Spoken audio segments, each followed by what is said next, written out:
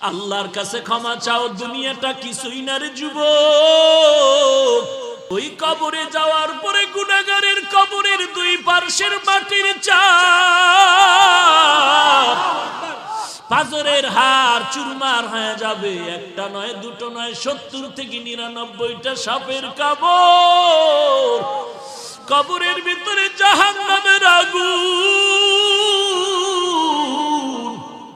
এরে বান্দা, এখনো কি আল্লাহর রাস্তায় ফিরে আসবি না?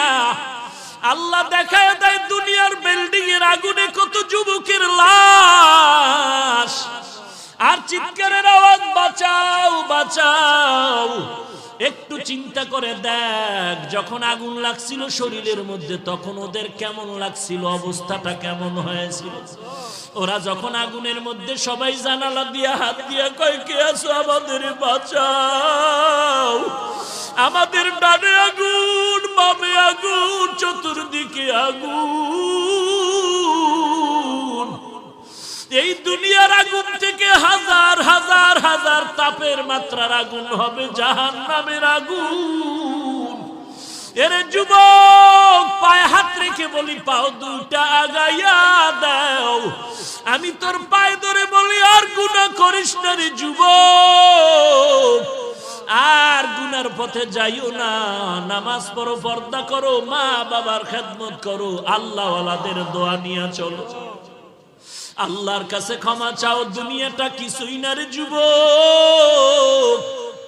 পায়ে হাত রেখে বলি, এই যে বন্যা হয়ে গেল কয়েকদিন আগে, কত মানুষ বন্যায় মরে গেল। ঢাকার শহরে গাড়ির উপরে গাছ পড়লো, গাছে আঘাতে গাড়ির মধ্যে মানুষ মরে গেল। এরে বান্দা, এখান থেকে ঘরে যাওয়ার কোনো গ্যারান্টি নাই। আবার রাত্রেবেলা ঘুমাবি, ভোরবেলা উঠার কোনো গ্যারান্টি নাই। পায়ে হাত রেখে বলি, রে বাবা, তোর মতো যুবক স্কুলে পড়ে নামাজ ছাড়ে না, তুমি কেন পারবা না? তোমার মতো যুবক চাকরি করে নামাজ ছাড়ে না, তুমি কেন পারবা না? কিসের বাহাদুরি করো? কিছুই না।